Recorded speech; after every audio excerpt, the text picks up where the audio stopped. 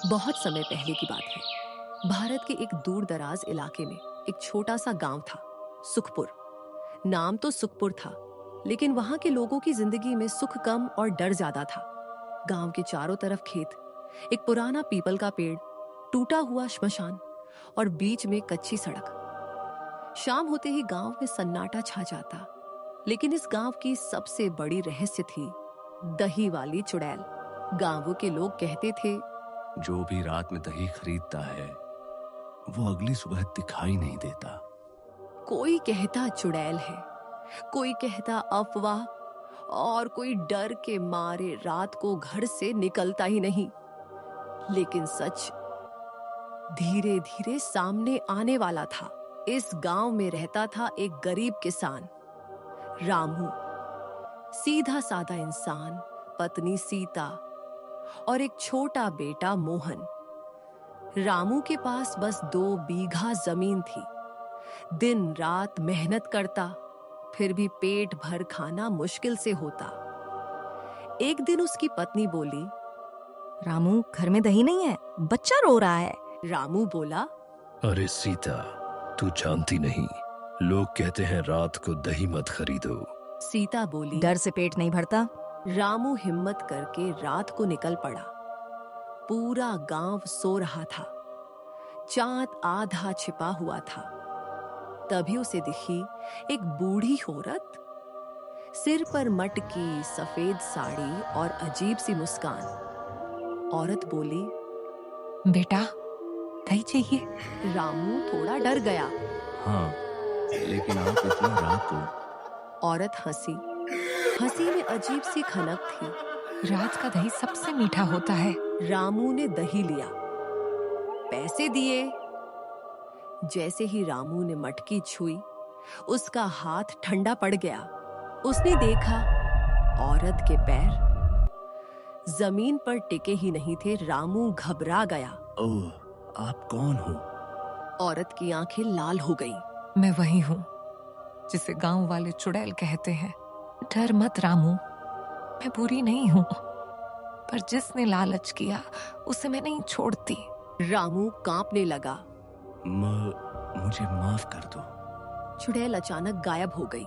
सुबह गांव में हड़कंप मच गया। रामू जिंदा था, जबकि पहले जो दही लेने गए थे लौटे ही नहीं। गांव वाले हैरान। पंडित जी बोले, लगता है चुड़ैल ने किसी वजह से इसे छोड़ दिया। सुखपुर गांव में सुबह होते ही हंगामा मच गया। रामू जिंदा था, जबकि उससे पहले जो भी रात में दही लेने गया था वह कभी वापस नहीं आया। गांव वाले इकट्ठा होकर बातें करने लगे। कुछ तो गड़बड़ है। चुड़ैल सबको नहीं मारती, कहीं रामू ने कुछ अलग किया होगा। रामू चुपचाप खड़ा था। उसकी आंखों के सामने अभी भी लाल आंखों वाली चुड़ैल घूम रही थी। गांव के पंडित जी ने ऐलान किया, आज रात श्मशान के पास हवन और पूजा होगी। अगर चुड़ैल है तो सामने आ जाएगी। सब डर गए। किसी ने पूछा, और अगर नहीं आई तो? पंडित जी बोले, तो समझ लेना वह किसी बड़े राज की रखवाली कर रही है। रामू का बेटा मोहन डरने वालों में नहीं था। वह बोला, बाबा, अगर चुड़ैल दही बेचती है तो बुरी कैसे हो सकती है? सीता घबरा गई और बोली, चुप कर, नाम भी मत ले। पर मोहन के मन में सवाल बैठ गया। रात हुई, श्मशान के पास आग जली, मंत्र पढ़े जा रहे थे। अचानक हवा ठंडी हो गई। मटकी रखने की आवाज आई। वही बूढ़ी औरत, सफेद साड़ी, टेढ़ी मुस्कान। दही ले लो, दही। पंडित जी ने मंत्र फेंका। चुड़ैल हंसी। पंडित, तेरे मंत्र मुझे नहीं रोक सकते। उसका चेहरा बदलने लगा, आंखें लाल, दांत नुकीले। गांव वाले भागने लगे। अचानक मोहन आगे आ गया। अगर तुम बुरी नहीं हो तो लोगों को क्यों मारती हो? चुड़ैल रुक गई। पहली बार उसकी आंखों में आंसू थे। चुड़ैल बोली, मैं भी इसी गांव की थी, मेरा नाम था चंपा। सभी सन्न। मैं दही बेचकर अपना गुजारा करती थी। एक दिन गांव वालों ने मुझ पर चोरी का इल्जाम लगाया। मुझे पीटा गया, श्मशान में जला दिया गया और मेरी आत्मा भटकती रह गई। मेरे दही में झर नहीं है, वह सिर्फ लालची और बुरे लोगों पर असर करता है। रामू समझ गया क्यों वह बच गया। तभी जंगल से भयानक हंसी गूंजी। एक काला साया निकला। चुड़ैल चिल्लाई, वह आ गया, असल दुश्मन।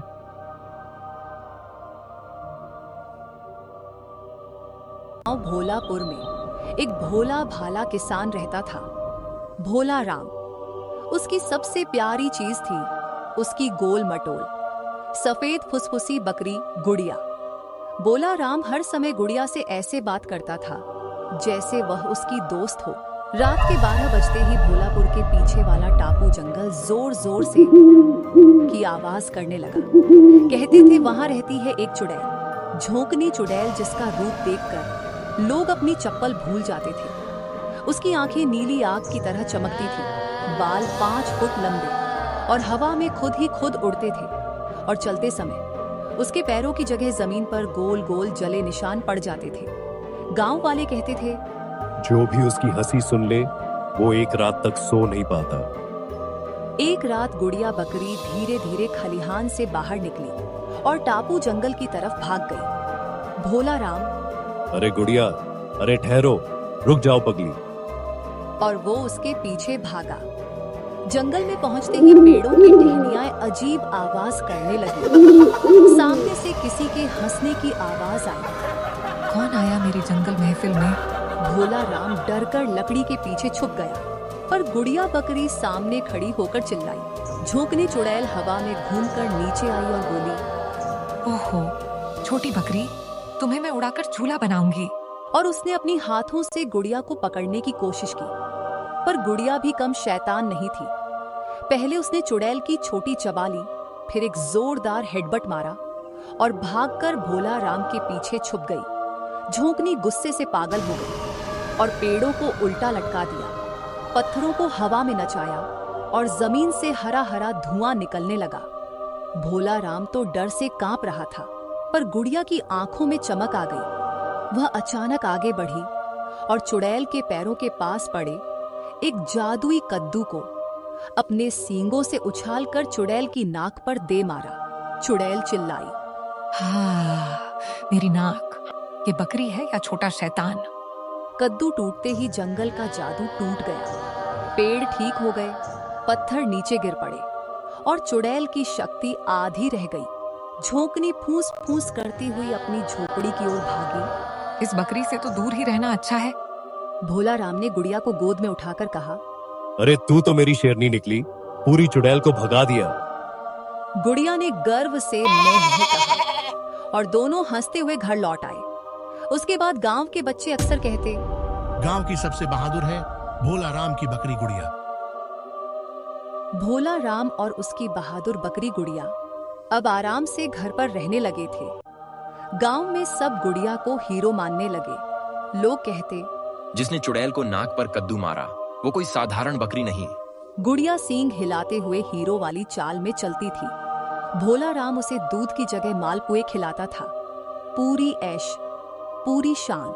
लेकिन जंगल चुप न बैठा। रात के 3 बजे आसमान लाल हो गया, बिजली कड़कड़ कड़ा और हवा में आकाश। मैं वापस आई हूँ। झोंकनी चुड़ैल फिर लौटी, लेकिन इस बार सुपर पावर के साथ। आंखें आग जैसी नहीं, अब बैंगनी बिजली मार रही थी। पैरों से सीधा जमीन नहीं, जमीन से 1 फुट ऊपर तैरते हुए चल रही थी और उसके पीछे पीछे भूतिया कौए उड़ रहे थे। जो चुड़ैल बोली, उस दिन मेरी नाक बच गई थी, आज मैं भोला राम की बकरी की अकल निकालूंगी।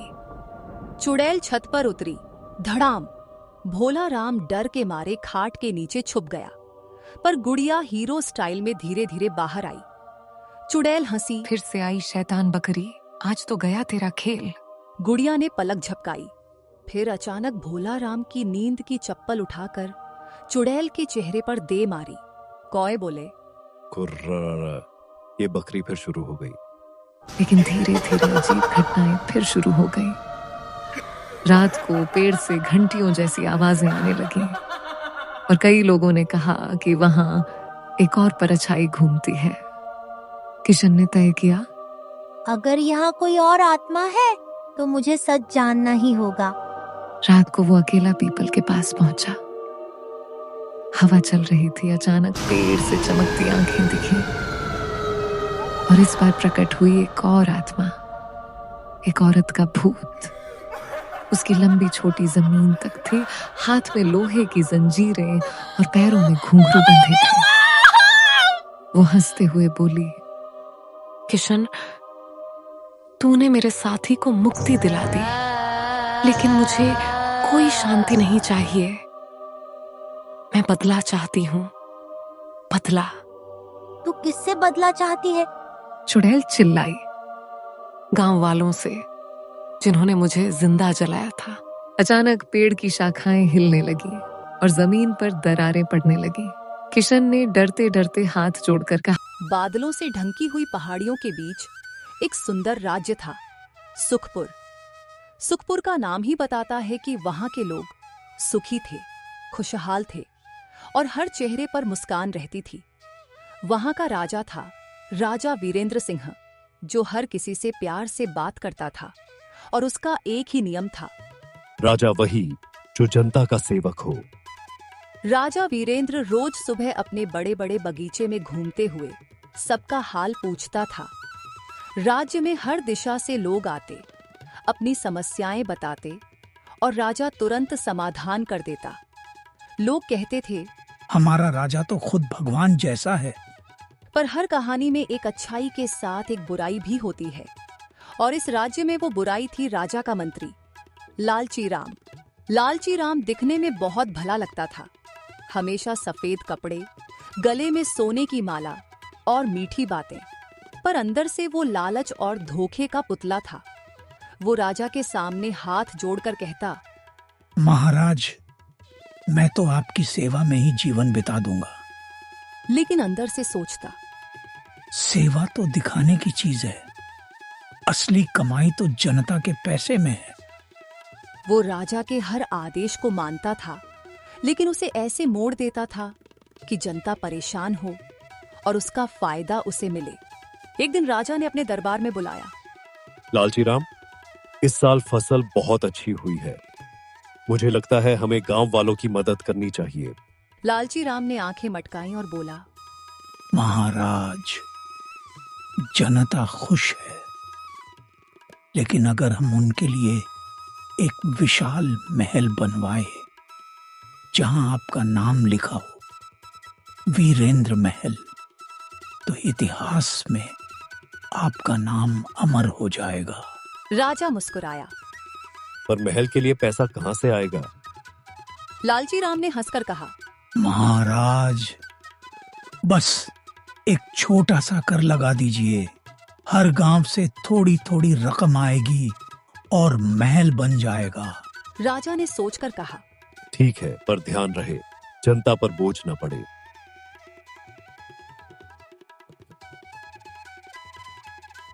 लालची राम ने सिर झुकाया। जैसा आप चाहें महाराज। पर उसकी आंखों में शैतानी चमक उठी। लालची राम ने अपने सिपाहियों को भेजा और आदेश दिया, हर गांव से सोने के सिक्के लाओ, यह राजा का आदेश है। गांव वाले डर गए। उन्होंने अपने गहने, सिक्के और अनाज तक दे दिए, पर वे नहीं जानते थे कि वो सारा सोना राजा के नहीं, मंत्री के घर जा रहा है। रात में लालची राम अपने महल के नीचे तहखाने में सोने की थैलियां छिपाता और कहता, जब तक राजा को पता चलेगा मैं सबसे बड़ा धनवान बन जाऊंगा। गांव में 3 छोटे बच्चे रहते थे, मोनू, सोनू और गुड्डू। तीनों बहुत होशियार और शरारती थे। एक दिन उन्होंने देखा कि मंत्री के घर के पास रात में सिपाही थैले लेकर जाते हैं। मोनू बोला, अरे ये क्या, इतने थैले? क्या मंत्री चावल का गोदाम खोल रहा है? गुड्डू हंसते हुए बोला, नहीं रे, लगता है कोई गड़बड़ है। तीनों ने तय किया कि वे मंत्री की चोरी का राज पता लगाएंगे। रात में वे चुपके से मंत्री के घर के पीछे की दीवार से अंदर झांकने लगे। वहां उन्होंने देखा लालची राम खुद मिट्टी खोदकर थैले नीचे रख रहा है।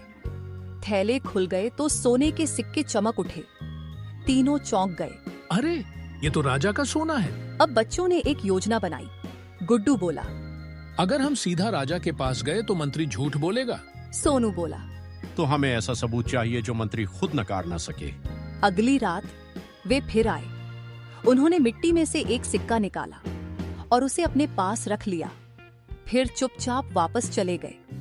अगले दिन दरबार में राजा आया तो बच्चे झुककर बोले, महाराज, हमें मंत्री लालची राम की चोरी का सबूत मिला है। राजा पहले तो हंस पड़ा। अरे बच्चों, मंत्री तो मेरा सबसे भरोसेमंद आदमी है। मोनू ने वह सिक्का आगे बढ़ाया। यह वही सिक्का है जो आपके राजकोष से निकला था। राजा ने सिक्का देखा। उस पर राज्य की मुहर थी। अब राजा को शक हुआ। राजा ने एक चाल चली। उसने लालची राम से कहा। लालची राम हंस पड़ा। मंत्री जी, मैंने सुना है कि राजकोष में कुछ सिक्के गायब हैं। कौन कहता है महाराज? सब कुछ सुरक्षित है। राजा बोला। ठीक है, आज रात हम दोनों मिलकर गिनती करेंगे। यह सुनकर लालची राम पसीने में भीग गया। रात होते ही वह अपने घर भागा और जितना सोना छुपाया था उसका कुछ हिस्सा वापस राजकोष में डालने गया। लेकिन बच्चों ने उसे जाते हुए देख लिया। अगले दिन राजा ने दरबार में सबको बुलाया। मोनू, सोनू और गुड्डू भी आए। राजा ने कहा, मंत्री लालची राम, क्या तुम कहना चाहोगे कुछ? लालची राम महाराज, डरते हुए बोला। मैं निर्दोष हूँ। तभी मोनू बोला। महाराज, अगर मंत्री निर्दोष है तो उसके तहखाने की तलाशी ले लीजिए। राजा ने सिपाहियों को इशारा किया। थोड़ी देर बाद सिपाही आए। महाराज, तहखाने में सोने के ढेर मिले हैं। लालची राम, तुम्हारे लालच ने तुम्हें अंधा बना दिया। तुम जनता के पैसे से अपने महल सजाते रहे। राजा ने आदेश दिया। मंत्री को जेल में डालो और सारा सोना जनता को लौटा दो। गांवों में फिर से खुशी लौट आई। बच्चों को राजा ने राज्य के छोटे वीर का पद दिया। राजा ने कहा, छोटे से गांव में एक गरीब गधा रहता था जिसका नाम था मोटू। उसका मालिक लकड़ी बेचने वाला रामू था। रामू बहुत गरीब था और दिन भर मोटू से काम करवाता था। पहाड़ से लकड़ी लाना, नदी से पानी भरना और कभी कभी गांव में बोरा उठाना। मोटू थक चुका था। उसके पैर दुखते थे, पीठ पर घाव थे और खाना भी बस सूखी घास मिलती थी। एक रात जब पूरा गांव सो रहा था, मोटू जंगल के किनारे बैठा चांद की ओर देखकर रोने लगा। हे भगवान, मुझे भी थोड़ा आराम दे दो, नहीं तो मैं मर जाऊंगा। तभी पास की झाड़ियों में किसी के चलने की आवाज आई। मोटू डर गया। उसके कान खड़े हो गए। अंधेरे से एक भूत निकला।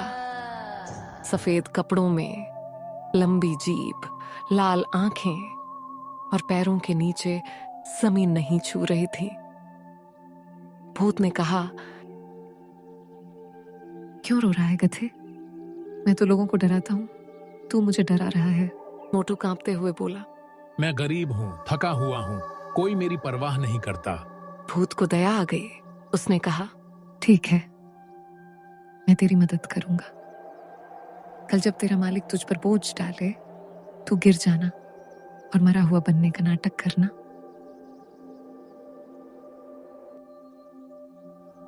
अगले दिन रामू ने मोटू पर लकड़ी ला दी। बीच रास्ते में मोटू अचानक जमीन पर गिर गया। रामू घबरा गया, बोला, अरे मेरा गधा मर गया। वह गधे को वहीं छोड़कर चला गया। रात को भूत आया। उसने गधे से कहा, अब आजाद हो गया तू, चल मैं तुझे एक जादुई जगह दिखाता हूं। भूत मोटू को एक गुफा में ले गया जहां सोने चांदी के सिक्के रखे थे। भूत बोला, ये सब उन लोगों का है जो लालच में मरे थे, पर तू सच्चा और गरीब है, आधा तेरा। मोटू ने खुशी से नाचना शुरू किया, लेकिन उसकी आवाज इतनी तेज थी कि गांव के लोग जाग गए। जब सब पहुंचे तो गधा सोने के सिक्कों के ढेर में बैठा था। गांव वाले बोले, अरे ये तो भूत वाला गधा है। भूत हंसते हुए बोला, जिसका दिल सच्चा हो उसे डराने वाला कोई भूत नहीं। और फिर वह गायब हो गया। बस हल्की सी ठंडी हवा चली। रामू को अपनी गलती का एहसास हुआ। उसने मोटू से माफी मांगी और उसके साथ प्यार से रहने लगा। अब मोटू को अच्छा खाना मिलता था और गांव में सब कहते, भूत भी गरीब की मदद करता है अगर दिल साफ हो। भूत और मोटू गधा अब अच्छे दोस्त बन चुके थे। गांव के लोग भी उन्हें डरने की बजाय सम्मान से देखते थे, क्योंकि दोनों ने सच और मेहनत की ताकत दिखाई थी। लेकिन गांव के दूसरे छोर पर एक लालची सेठ रहता था। नाम था सेठ धनराज। वह गरीबों का सोना चांदी ठग लेता था, ब्याज पर पैसा देता और फिर लोगों का घर छीन लेता। एक दिन सेठ ने सुना कि मोटू गधे के पास जादुई सोना है। सेठ बोला, अगर वो गधा मेरा हो जाए तो मैं पूरे गांव का मालिक बन जाऊंगा। उसने रात में अपने नौकरों को भेजा। उन्होंने मोटू को पकड़कर सेठ के हवेली में बांध दिया। मोटू डर गया, पर उसने धीरे से आसमान की ओर देखा और कहा, भूत भाई, अब तेरी मदद चाहिए। अचानक हवेली में ठंडी हवा चलने लगी। दरवाजे अपने आप बंद हो गए, दिए बुझ गए और दीवार पर भूत की परछाई उभर आई। भूत ने गूंजती आवाज में कहा, सेठ धनराज, तूने गरीब का गधा चुराया, अब तेरी लालच का हिसाब होगा। सेठ कांप गया, बोला, ना नहीं भूत महाराज, मैं तो बस मजाक कर रहा था। भूत ने कहा, तेरा मजाक अब तेरे घर पर पड़ेगा। फिर अचानक हवेली की दीवारें कांपने लगीं। सोने के सिक्के मिट्टी में बदल गए और हवेली की दीवारों पर लिखा उभर आया, लालच का अंत हमेशा विनाश है। सेठ घुटनों पर गिर पड़ा। उसने मोटू की रस्सी खोली और कहा, माफ कर दो मुझे, मैं गरीबों की मदद करूंगा। भूत मुस्कुराया, बोला, अगर तू अपने गुनाहों को सुधार ले तो मैं तेरे घर की हिफाजत करूंगा। तब से सेठ धनराज बदल गया। उसने गांव के गरीबों का कर्ज माफ किया, सबको खाना और कपड़े दिए। मोटू अब गांव का लकी गधा कहलाने लगा। लोग कहते, जहां सच्चाई और भलाई होती है वहां भूत भी रक्षक बन जाता है। रात को जब हवा चलती तो कभी कभी भूत की हंसी सुनाई देती थी। मोटू, तेरा दिल सबसे अमीर है। गांव में शांति लौट आई थी। भूत और मोटू गद्दा अब सबके प्यारे बन चुके थे। लेकिन उस गांव से दूर पहाड़ों के पार एक पुरानी हवेली में रहती थी एक डरावनी चुड़ैल, चंद्रमुखी। चंद्रमुखी बहुत ताकतवर थी। वह रात के समय लोगों के सपनों में जाती और जिसकी आत्मा कमजोर होती उसे अपने कब्जे में कर लेती। एक रात गांव की एक लड़की सीमा गुम हो गई। लोग बोले, उसे चुड़ैल ले गई। मोटू ने यह सुना तो तुरंत भूत को बुलाया। भूत भाई, अब किसी को डराना नहीं, अब हमें बचाना है। भूत ने कहा, चुड़ैल का जादू बहुत पुराना है मोटू, लेकिन अगर तेरी हिम्मत मेरे साथ है तो कोई उसे नहीं रोक सकता। दोनों निकल पड़े। पहाड़ के रास्तों से होते हुए घने जंगल, ठंडी हवा और अंधेरे में टिमटिमाती रोशनी के बीच आखिर वे पहुंचे चंद्रमुखी की हवेली पर। हवेली के दरवाजे अपने आप खुल गए। अंदर से ठंडी हवा और अजीब सी हंसी आई। कौन है जो मेरी नींद तोड़ने आया है? भूत बोला, हम इंसान नहीं, न्याय लेकर आए हैं। चुड़ैल हंसी।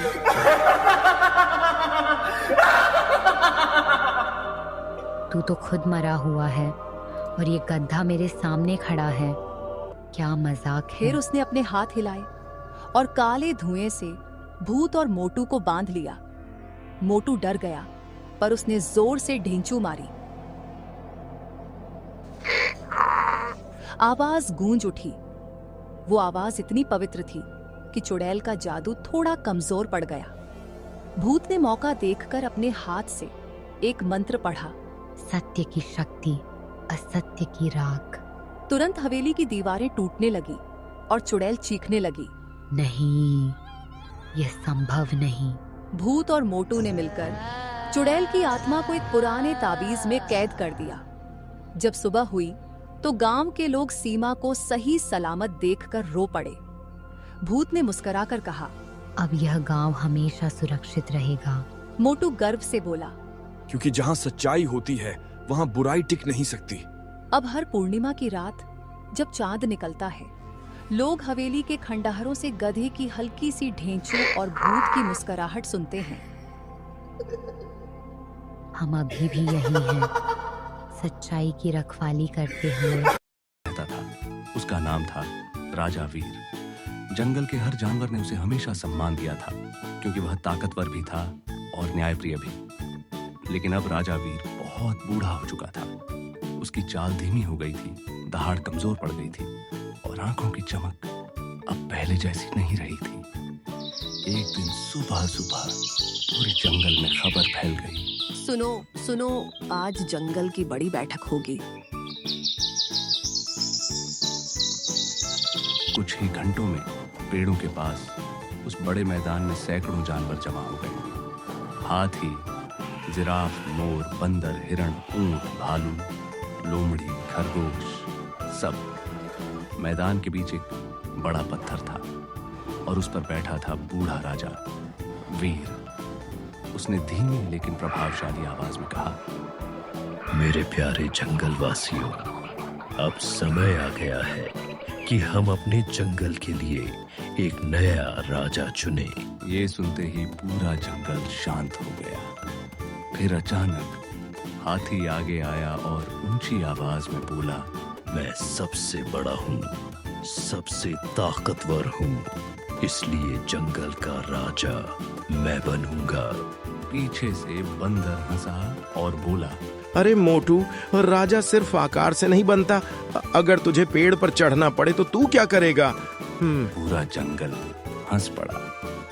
हाथी गुस्से में सूंड हिलाता बोला, कम से कम मैं तुम्हारी तरह केले चुरा कर नहीं खाता। बंदर, अब ये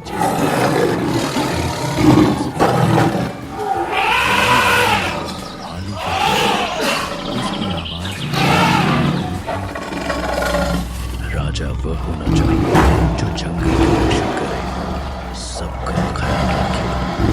मैं कर सकता हूँ।